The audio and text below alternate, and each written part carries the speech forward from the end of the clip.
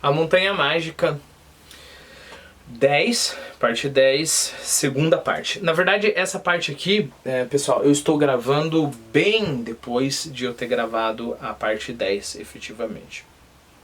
Aconteceu uma coisa nesse final de semana e eu acho que se encaixa muito bem com essa discussão que a gente teve no 10, que é sobre as duas faces da morte.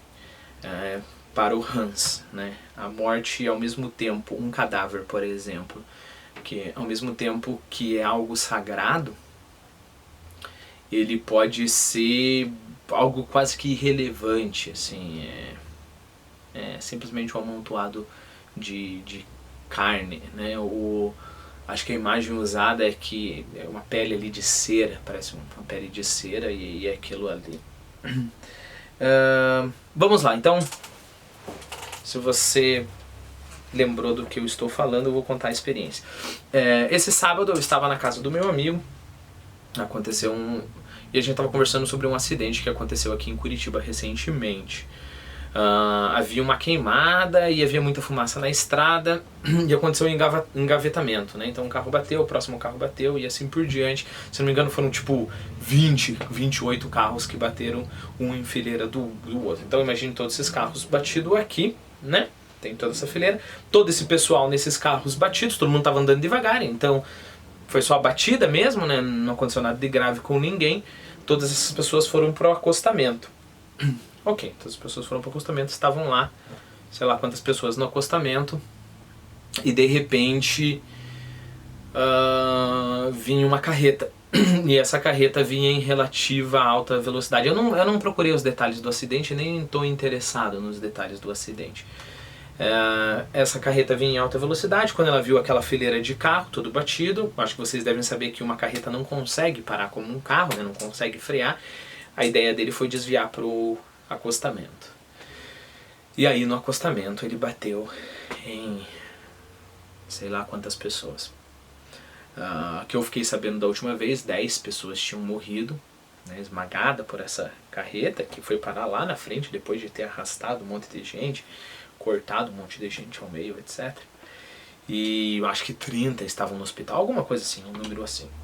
Ok, então estava eu lá, eu já tinha ouvido falar sobre esse acidente, não tinha detalhes maiores, né, ele estava comentando, e ele tem um tio que é um pouco sádico, assim. Não sei se sádico é a palavra certa, porque ele não gosta de impor sofrimento nas outras pessoas de modo algum, mas ele tem esse prazer por esse tipo de coisa grotesca, né? Então o que aconteceu?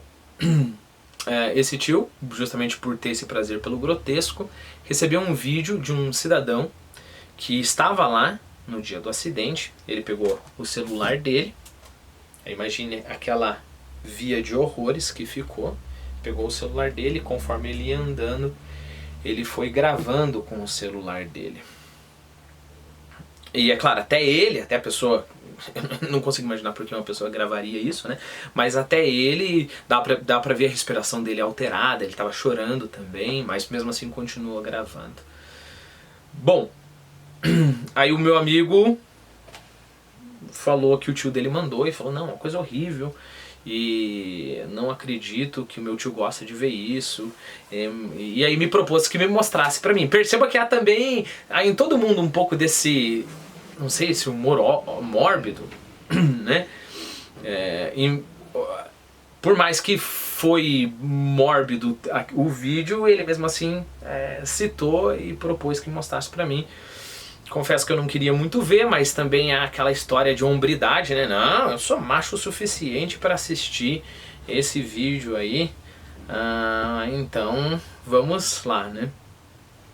E aí, assisti o vídeo de um minuto mais ou menos, e realmente é grotesco. Bom, por que eu estou trazendo isso para vocês? Porque foi muito nítido enquanto eu estava vendo o vídeo e depois, conforme aquilo voltava na minha cabeça, essa ambiguidade da morte, né? Então, vejam, no vídeo eu vi pessoas cortadas ao meio, dava pra ver cérebro das pessoas, a pessoa que estava tombada pra frente, as tripas saíam do lado, as coisas mais grotescas que vocês possam imaginar. E é interessante porque é um sentimento, vamos lá, como que a gente pode explorar isso? É um sentimento ambíguo, porque ao mesmo tempo que você olha aquilo com muito nojo, e como se fosse só sujeira, né? Só um monte de carne, só um monte de tripa e miolo e osso, só isso. Ao mesmo tempo que é isso, que é essa imagem quase destituída de significado, né? Que dá vontade até de cuspir em cima. Não me interpretem mal, eu só estou tentando analisar os dois sentimentos que vêm automaticamente quando a gente vê esse tipo de coisa. Então, ao mesmo tempo que essa imagem destituída de qualquer profundidade, né? É só uma coisa desprezível, só isso. É uma coisa extremamente chocante. E porque são pessoas. São pessoas que estavam indo para casa, são pessoas que tinham alguém que estava esperando. Sabe aquela história do nosso clichê, né? Uma família que ficou, mas realmente são pessoas, por mais que seja um clichê, eram pessoas, né? Eles, até o caminhão destroçar o corpo deles, eles eram um organismo extremamente complexo, mais complexo que uma galáxia inteira, sei lá, né? Com cada célula, cada tecido fazendo a sua parte, então isso só no nível do corpo, né? Cada gotícula de sangue, né, levando os nutrientes aonde quer para levar, o pulmão trabalhando, o coração, etc, etc. E não só isso, ao mesmo tempo essa pessoa tinha um universo inteiro dentro dela.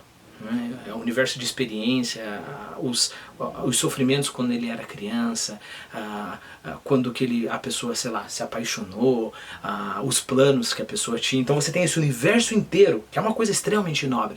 De repente acaba lá como assim, né? Acaba assim. E aí o que acontece? Fica oscilando na cabeça da gente essas duas imagens, assim como ficava oscilando na cabeça do Hans. Essas duas imagens, a imagem do grotesco sem sentido, é só um monte de carne, e a imagem do nobre extremamente complexo, porque até o pior dos seres humanos, ele ainda é uma estrutura maravilhosamente complexa. E essas duas coisas parecem que não se encaixam, se você pensar um pouco. Pensem sobre isso. E novamente, é quase como se eu estivesse fazendo um testemunho aqui, né? Eu estou mostrando para vocês que tipo de reflexão que eu tive, porque o Thomas Mann, ou porque a Montanha Mágica me trouxe esse tipo de reflexão. Caso contrário, eu acho que eu teria olhado o celular e falado, e teria ficado, como no inglês tem in the back of my brain, na parte de trás do cérebro, teria ficado um sentimento de desconforto, mas eu logo esqueceria. Foi só porque a Montanha Mágica me levou para esses lados é que eu decidi fazer essa... Nem decidi, né? Fui levado a essa reflexão. Então tem essas duas partes, e o sentimento estranho vem da oscilação entre essas duas coisas. Um monte de carne sem valor nenhum, um universo inteiro de complexidade, e fica oscilando, né? Como se fosse piscando, assim, sabe? Luz e escuridão, luz e escuridão, luz e escuridão. E parece que as coisas não se encaixam. Eu lembro que eu tive esse sentimento, um sentimento parecido, mas eu nunca tinha analisado antes de eu ter lido o Thomas Mann falando sobre essas duas partes da morte, numa cena do Titanic. Tem lá, o navio tá afundando, né? E ele começa a ficar na vertical. E nisso começam a cair pessoas. E eu lembro uma cena que caiu uma pessoa em específico, ela tá caindo, ela bate a perna na hélice do navio e começa a rodopiar, assim, e cai lá no mar. O sentimento que fica não tá certo isso. Como é que ele vai rodopiar daquele jeito como uma coisa? E é interessante, é uma coisa que eu nunca analisei, mas é verdade, é como jogar um telefone celular ou um saco de batata, assim, que você, do jeito que ele bate, ele vai rodar todo cheio de lógica, ou nexo nenhum, sem graça alguma, sem vida alguma, como se fosse uma coisa física. E perceba, da onde que vem esse desconforto? Justamente dessa dupla natureza, desse corpo que é como um saco de batata e quando está aberto é tão nojento como um monte de bosta, né? Desculpe a palavra, mas é isso, é só nojento, né? Mas ao mesmo tempo que é isso, é um ser humano, com a sua complexidade, com os seus sonhos, com os seus planos, com o universo inteiro dentro dele. E aí a gente não consegue conectar essas duas imagens. Ou é coisa, ou é um universo de complexidade. E a pergunta ainda fica.